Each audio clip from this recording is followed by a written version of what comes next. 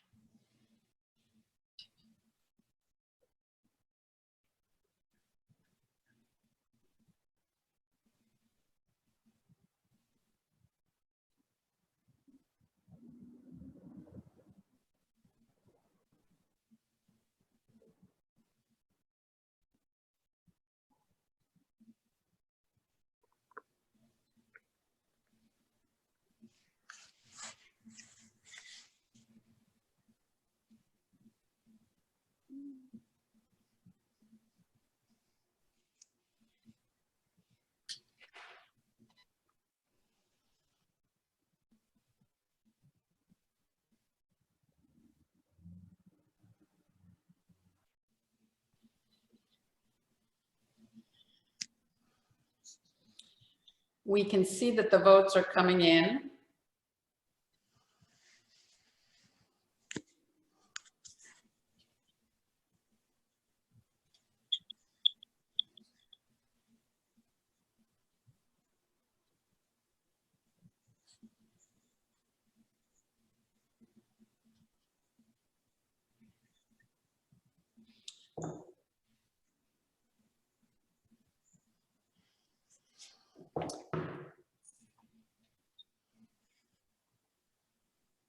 How many precincts have we heard from?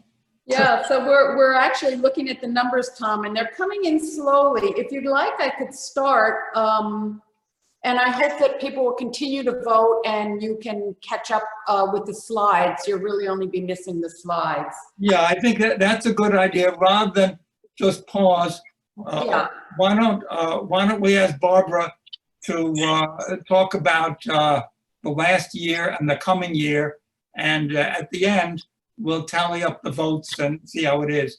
So Great. we won't waste time that way. Great. Barbara, why don't you? Okay, well, thank you, Tom. Last year and Thank next you, year. Tom, and thank you, Marty and Ira, all the members of the board of directors for being so supportive. The last year was certainly a year of lots of new ways of thinking with our special programming, and then with the COVID. So for all of us in the Garment District community and around the world, the year really can only be viewed through two lenses, before and after COVID-19. And so I thank the board for their continued support, but I also thank a really terrific staff that I have here who just has been working hard every single day to make sure that this year worked for all of us. So for the majority of the fiscal year, our local businesses and properties enjoyed a strong economy, and the GDA engaged in active programming. It was just a few months ago that we hosted our most popular interactive installation on Broadway, drawing thousands to our pedestrian plazas. But entering the final quarter of the fiscal year, life became very different. This spring, as a result of COVID-19, Garment District pedestrian activity fell by more than 90% compared with 1 year ago. Many businesses shifted to a work from home model. Others have been severely impacted by the crisis, including restaurants, retailers, hotels, and the fashion sector. During this time, GDA has remained operational, continuing to support neighborhood businesses as we adjusted our staffing and operations.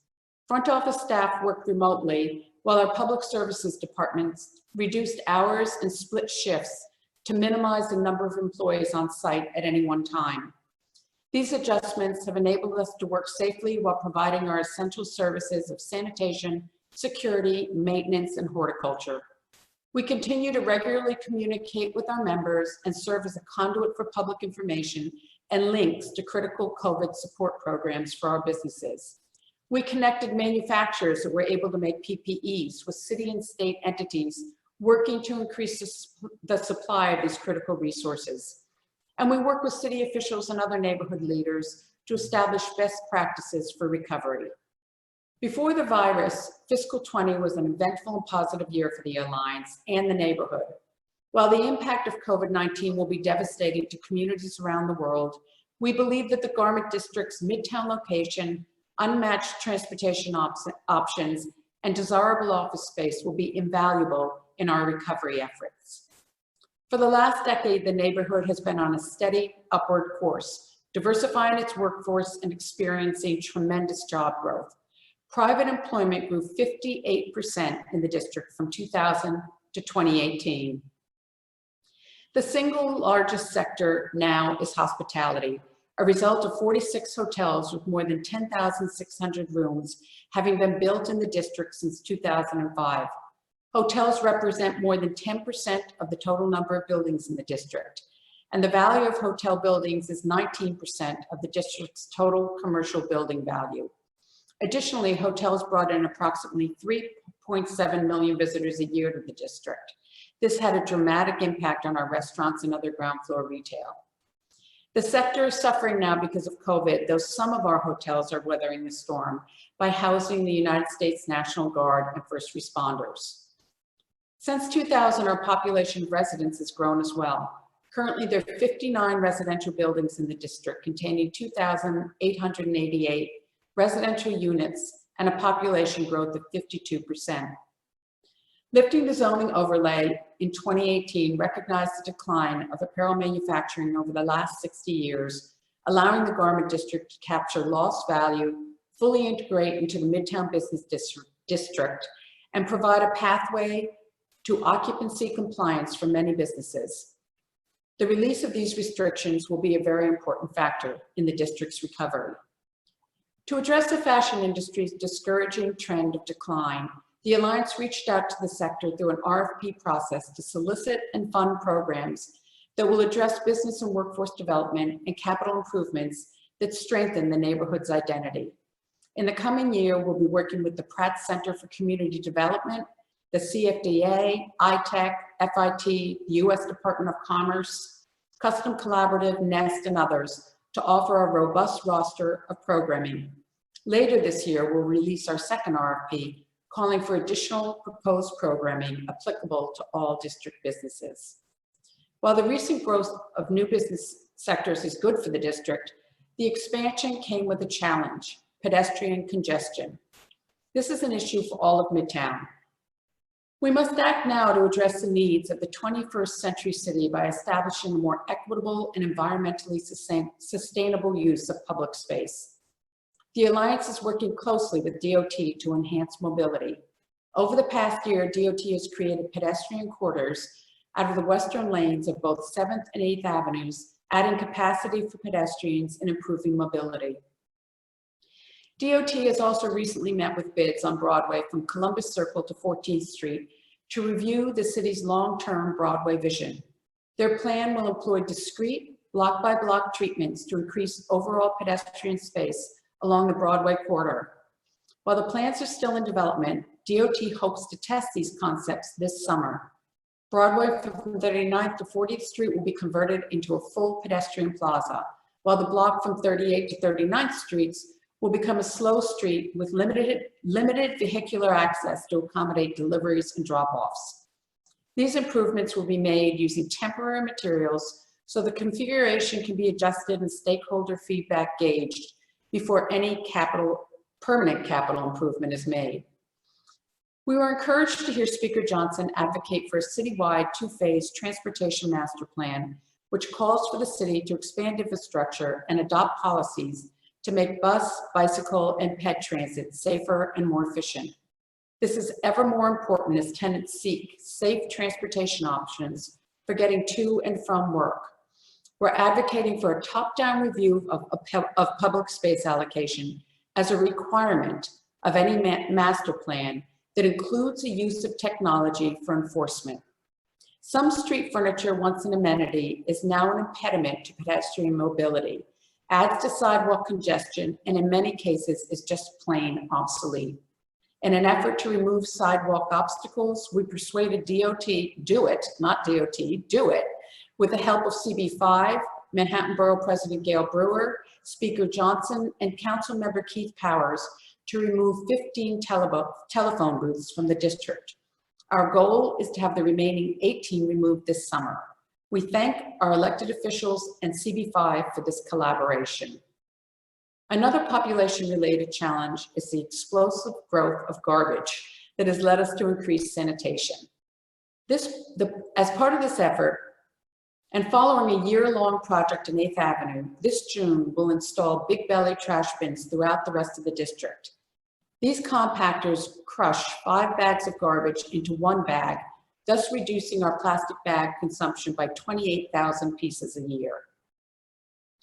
We're also faced with the discouraging growth of street people, including homeless, mentally ill, and chemically addicted individuals who have taken up residence in our public spaces and on our sidewalks. The condition is untenable. This is a widespread condition impacting our city and, in fact, the entire nation. Our proximity to major transportation hubs seems to exacerbate the problem. Our public safety department works with Urban Pathways, but this is a crisis that only our elected officials can solve. Despite these challenges, it was a year of accomplishment for the Alliance. This year, we bagged 505 tons of trash, receiving city ratings of 100% clean streets and sidewalks all year. Sanitation also maintains more than 2,500 pieces of street furniture in the garment district. Public safety assisted more than 100,000 pedestrians with inquiries and first aid this year. During the COVID shelter-in-place directive, our public safety officers were a welcome sight in a district that has been largely empty. In July and August, we brought back our urban garden, transforming one block of Broadway for pedestrians and enhancing the space with turf, paintings, plantings, seatings, and a colorful 200-foot road mural.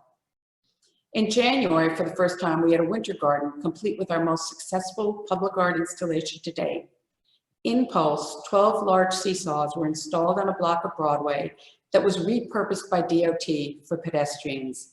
The installation was absolutely joyous, and the press garnered for the neighborhood was unprecedented, with coverage from ABC, CBS, the New York Times, Fox News, and other media outlets. Public art on the plaza has become one of our signature initiatives. We generate excellent press and are changing perceptions of the district by reinforcing our identity as a vibrant central Midtown Manhattan district. Finally, I'm pleased to tell you that the Alliance was given the International Association Pinnacle Award at the IDA's annual conference in Baltimore last October. The Pinnacle Award is the neighborhood improvement industry's highest honor, recognizing the most creative and inspiring urban improvement projects from around the world. The Alliance was honored for our role in the 2018 zoning text amendment process and for helping to bring about a successful conclusion that allows the neighborhood to reach its full potential while still supporting the garment industry. For the Alliance organization, this next year will bring public realm improvements that address mobility, public health and safety, and aesthetic enhancements. The installation of our new button and needle sculpture, marking the district's rich history. A redesign of our website, which will address ADA compliance and enhanced usability. The DOT redesign of 2 blocks of Broadway, increasing public space. The launch of our first round of business support programming, which will help strengthen the garment industry, as well as other local business sectors. Recovery programs to promote our local businesses, retailers, and restaurants. And of course, a continued dedication to cleanliness, safety, maintenance, and horticulture. Finally, although the year may not be drawing to a close in the way we anticipated, we know this immediate crisis will pass and the challenge of recovery will soon begin. Recovery will be a long and complicated process. We are working with city agencies, elected officials, the New York City Bid Association, the Hospital Alliance, and others to plan for how we can best support you and this great neighborhood moving forward. We look forward to when the district is bustling with activity again, when our buildings and restaurants are full and pedestrians populate our streets and plazas. There's much more information included in our annual report, which will be posted on the website following this meeting. If there's any questions, please make sure that you've put them in the Q&A function. And we're now going to promote you all to panelists so you can all see each other and ask us any questions you may have, and even ask each other questions. And we are also going to present you at the end of the Q&A with an essential worker video that we created for one of the jumbo electronic billboards on Broadway, which was graciously given to us by the Charney organization. So thank you so much.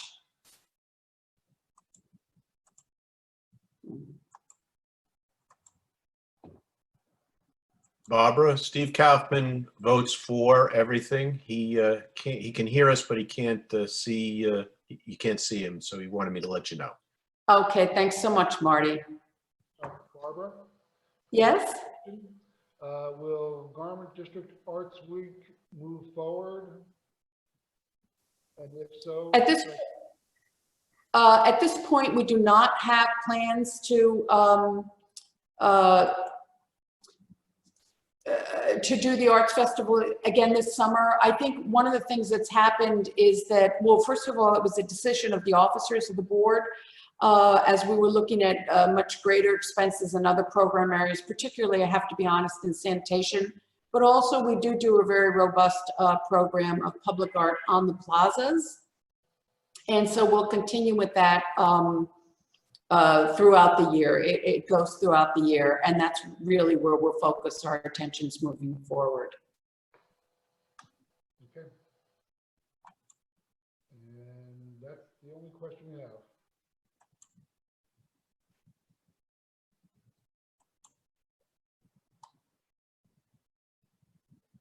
Did we promote everyone? We are doing that now. So Oh, if thank you you, if you Jonathan. have a microphone and a webcam, we're going to slowly add everybody. It's going to be a little chaotic because there's a lot of people, but if anybody wants to hang around, we'll allow everybody to talk. We have a few more questions. Oh, we'll let Jerry do that first. Okay. Given the challenges of international travel and commerce, is there an opportunity to grow the manufacturing sector? EDC worked with 13 companies during the COVID, and some are working for another 3 weeks. I pushed hard at EDC, and this is from the Honorable Borough President Gail Brewer. Okay, Jerry, I heard most of that question, but not all of it. You're very soft. So as I understand, the question was about growing the manufacturing sector in the absence of the hospitality and travel industries in the district? Yes. Okay, so, you know, what I would say is this, we've been very fortunate here at the Garment District Alliance to be able to work directly with a bunch of manufacturers in the city of New York, but in the Garment District, who have pivoted to making PPE. We have also worked to some degree with EDC in terms of referring people to EDC. EDC is looking for organizations, companies that can produce between 15,000 and 20,000 units a week of either gowns and masks. Many of the factories that we have in the Garment District cannot produce at that volume.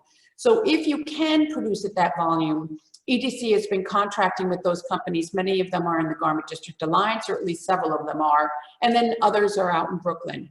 We have also been working with local factories who are producing PPE, but at a smaller scale. So Mijong Lee is an example of somebody who just actually produced 1,000 gowns and donated them, 500 to Elmhurst Hospital and 500 to Maimonides in Brooklyn. We have the Atelier, which is doing cloth masks. We have on our website about 10 manufacturers that have pivoted for this moment in time. I was on a panel yesterday with the Commercial Observer, and one of the things that I did point out to them is that, you know, this is a terrible crisis on that panel.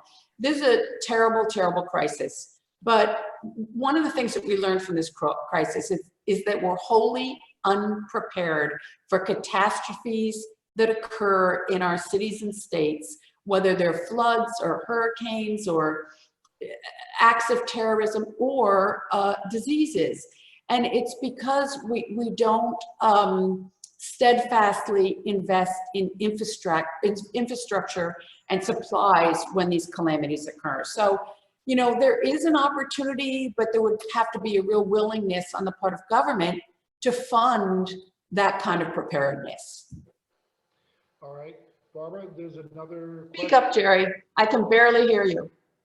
How is the GDA working with buildings to help with reopening as employees return to work? Well, one of the things that we're doing here at the GDA is thinking first and foremost from our perspective about the public space. How are people going to return to our public spaces? And we're an unusual neighborhood because we're anchored by transportation hubs. A very, very large percent of the people that work in this neighborhood are coming in on trains or subways.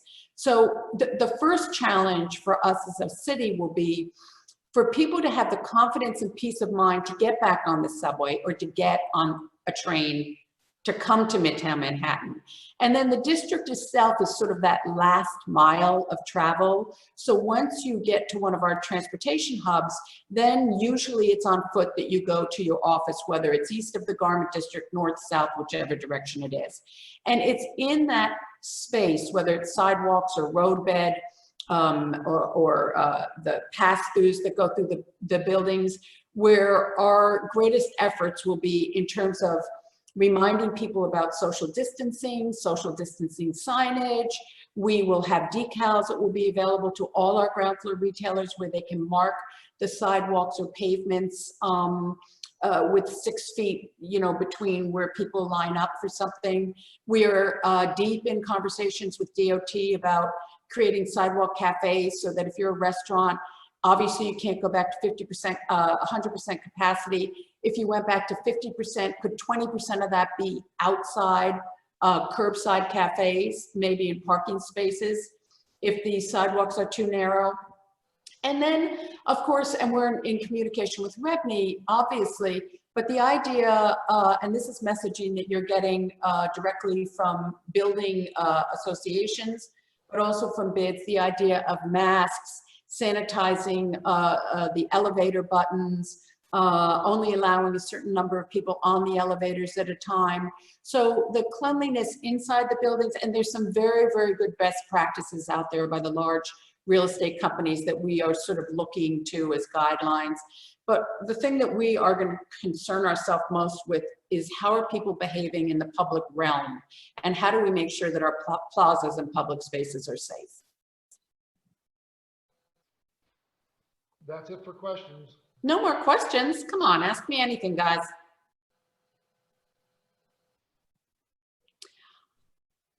All right. Ready to go to a free-for-all? Yeah, open it up. Okay, we'll open it up to everyone. Oh, wait, hold on. We just got another question.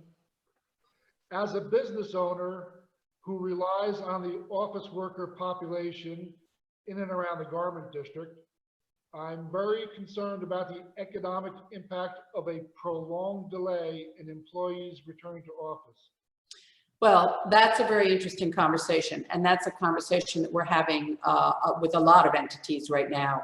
One of the things that we learned in this process is that people can work remotely, and there will be people that will choose to continue to work remotely. So one of the things that we're doing in this company, and I've heard discussions from many, many businesses, is as we bring back our staff, we're going to have flex time. I'll probably allow the staff to work 2 days from home, 3 days in the office. It's very important to me that I have overlap of the staff in the office, because so much of the just sort of daily banter and brainstorming is where the ideas come from. But I'm also, for my part, telling the staff that they can give me the hours that they want to work. So it may be 7 a.m. to 3. Another person might choose 2 in the afternoon to, whatever 8 hours later is.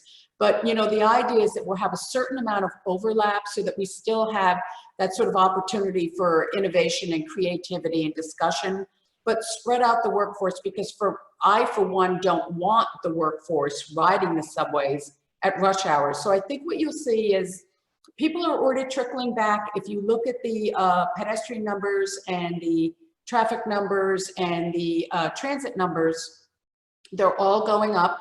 I've been riding my bike in from Brooklyn, and I can tell you the first few weeks that I was riding in, there wasn't a soul on the Brooklyn Bridge, and now it's bumper to bumper traffic again. So I think what will happen is the most important thing is that psychological barrier to, is this safe to get on mass transit? And I think as we start opening up little by little, and people really honor the distancing and the masking and that kind of thing, and people's confidence grow, they will come back. But I would say that I think it's going to be a process that will be a few months. It will not be immediate. And then for our parts, for the restaurants that depend so much on these businesses for their viability, we are talking to DOT about maybe options for having a presence. We don't have a market this spring, but maybe allowing restaurants to have a market on our a presence on our public plazas, so they can market to people that are in town that might not be used to going to 37th Street for lunch. So there are many things that we're looking at that, as people come back, will give them a comfort level to come back. I can't, Jerry, you're on mute. You're on mute. Sorry. Okay. When will the free tours resume, or will there be virtual tours of the Garment District. Michael Kabak, Ryan, are you on? Michael Kabak is resuming his tours. Is he doing virtual, Ryan, or is he doing in person? If he's doing in person, he can't do more than 10 By the way, people. Michael asked that question, so Oh, Michael, well, why don't you answer the question? Is he on? we No, could, He typed it in the Q&A. he typed in the Q&A. Okay. Michael Kabak is resuming his tours. Yes.